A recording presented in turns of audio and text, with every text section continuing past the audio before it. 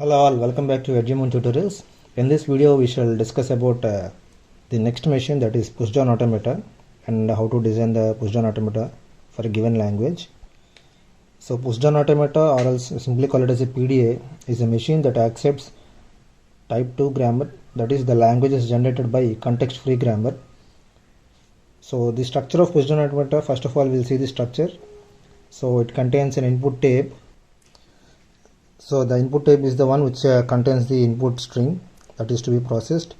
So you can see the structure of the machine there. So we have an input string there, the input tape, and next the read write head, and next the finite control, which is actually contains the states, which is crossing the input symbols, and finally a stack, which is used to store symbols, which are called stack symbols in this machine. So we can observe the difference between the pushdown automata and the previous one, that is finite automata, is the presence of a stack here. So where the finite automata doesn't have any stack, but pushdown automata has a stack which can be used for storage. So it acts like a memory for a pushdown automata. So next we go with the tuples of the machine. So those are the tuples. M equal to the machine, M is equal to Q sigma delta Q naught F, and next one is I have a capital lambda and Z naught. So the last two symbols are new in this pushdown automata compared to the last one finite automata. So those two are with respect to the stack operations, or else the stack symbols there. So we generally discuss the tuples first. So Q is a set of states, and sigma is a set of input symbols, and Q naught is the initial state and F is the final state. So those doesn't change from the finite automata, they are same like finite automata. So these four doesn't change from the previous machine. Now coming to capital lambda and Z naught. Capital lambda is nothing but set of stack symbols, which are not input symbols actually. Stack symbols are different, which are actually pushed into the stack. And Z naught is the top element of the stack. So in generally we know the stack operations. We can either push an element or pop an element out of the stack, and Z naught indicates the top element which is in the stack. So in this machine generally we use the storage like stack. We push some elements into this, so that is why this machine is called as pushdown automata, as you push some elements into the stack while you are doing operations.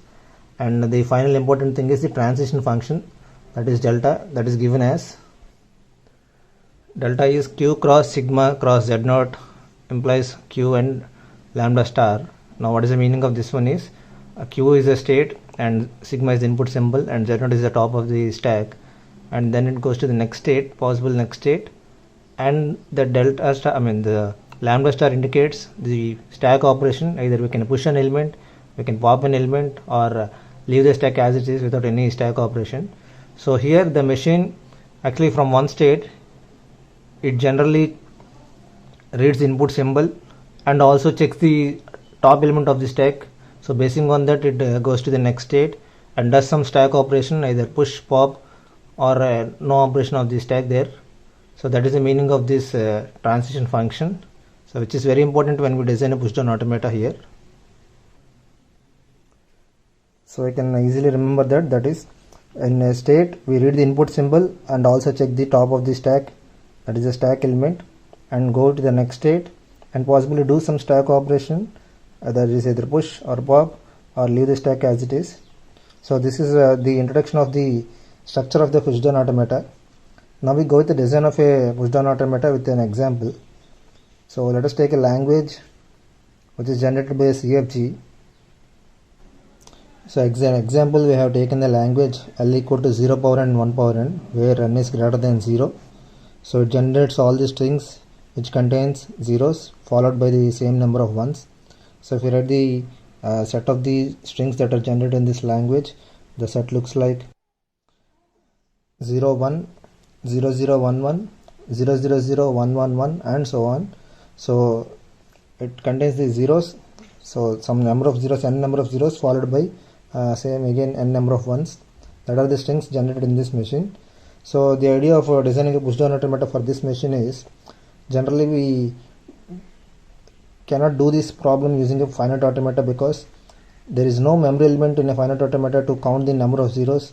so that we can check whether the same number of ones are encountered in the input string or not. But here in this push down automata we have a stack, possibly a stack. So what we do here is generally push all the zeros into the stack, and when the string contains the occurrence of ones, then we pop out all the zeros. So if all the zeros are popped out from the stack equally, so then we conclude that there are equal number of ones for the equal number of zeros that are encountered in the string. So the machine here we design looks like the one where we push all the zeros into the stack, and when the ones encountered we pop them out. That is what the logic here in the problem. So we generally write the transition function. I'll give you the transition function again here. That is a transition function where q cross sigma cross z0 goes to q and lambda star. So the first state, in the q0 state, generally what the logic is, in the q0 state we try to push the zeros into the stack. So generally we take the stack with a z0, some symbol z0. So we define the machine on the right hand side of the board here. You can check that. So those are the respective tuples for this machine. Now we generally write the final transition function. So the transition function looks like the first state we try to push all the zeros into the stack. So the transition is.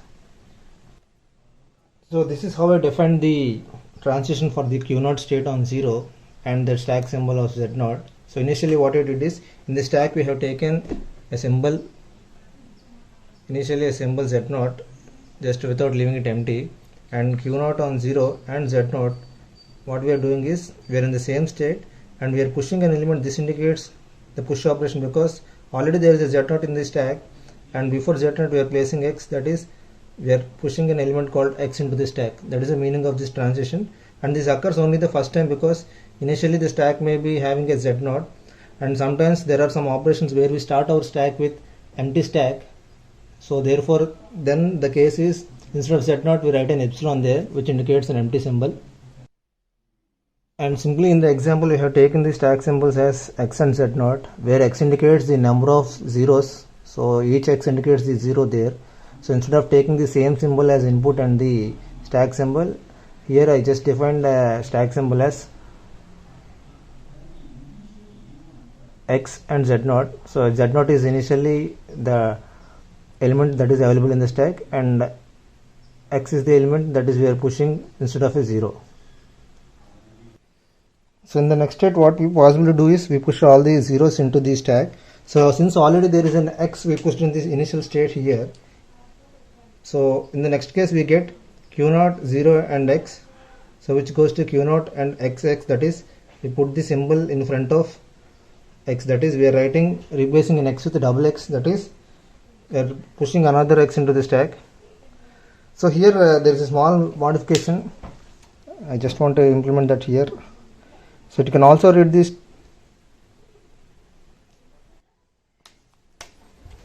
top element of the stack here. So that is what the x indicates here. On 0 and x we are pushing two elements, that is x and x. So all the remaining zeros will be pushed under in the same transition function, because after the first 0 that is pushed with x symbol, all the remaining zeros, the n-1 zeros, will be replaced with n-1 x in the stack. So after the completion of the zeros we encounter with a 1.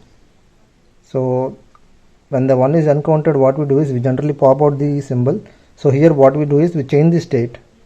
So the transition looks like this one, where q0, 1 and x, that is already we completed the processing of zeros. The number of zeros, all the number of zeros will be pushed into the stack in the second state itself, second transition itself. Then once one is encountered when the stack is containing x, generally we pop that element. So the stack operation for pop is denoted by an epsilon. We already discussed here what is a lambda star there. So instead of a symbol, if you write two symbols, that indicates we are pushing an element before z0 here. So before x we are pushing another x here, but when there is x, and when we write epsilon here, it indicates we are going to pop an element out of the stack. And if we just write an x over here, that indicates there is no stack operation. That is, if you write the same symbol of the stack here, that indicates there is no stack operation. But if you write two symbols, that indicates we are pushing an element, and if I write an epsilon, it indicates we are popping out an element from the stack. So likewise, when 1 is encountered and there is x in the stack, it will generally pop out that element, and we are going to q1 state, so that in q1 state we only do the pop operation, so there won't be any chance of an occurrence of 0 again. So again in q1 state also, if there is an occurrence of 1 and the stack containing x, we already pop out all the elements, so we do again the pop operation. And if all the x are popped out with the ones, we encounter a state called something like this one. So at the final case, if q1 is encountered with an epsilon and z0, that is the input symbol is completed and stack is containing only z0, it indicates all the zeros are popped out with ones, so there are equal number of zeros followed by number of ones, same. So then we go to the final state, which is q2, that is already defined here in this. So we check this one with the possibility of a string here. So let us take an example of 0 0 1 1 1 0 0 0 and 1 1 1. So we'll check whether this machine is going to accept in this string. So initially we take the initial state as q0 and we are taking the z0 as your stack symbol. So I'll write a stack here, so it is containing z0 here initially. So q0 on 0 and z0, we already have a transition here, q0 0 and z0 goes to q0 again and x z0. So we are in the same state q0, already the symbol is completed, so we are remained with the 2 zeros and 1, and instead of this z0 we are writing x z0, that is we pushed an element into the stack there.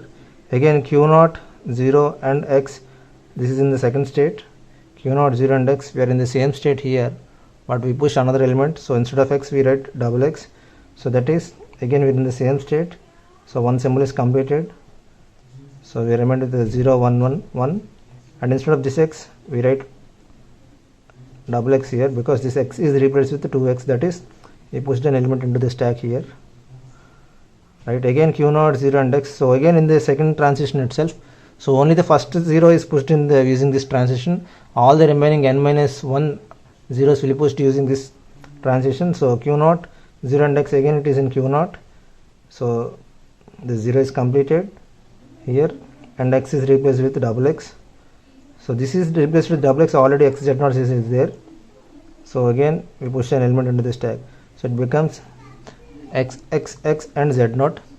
So now q0 1 and x, that is the third case here, so we generally change the state q1, so already one symbol is read, and now one of the elements is popped out, so that is this is the element that popped out, so we are remained with xx and z0, and again q1 1x, this is the last one, q1 1x also pops an element out, so again it's remained with x z0.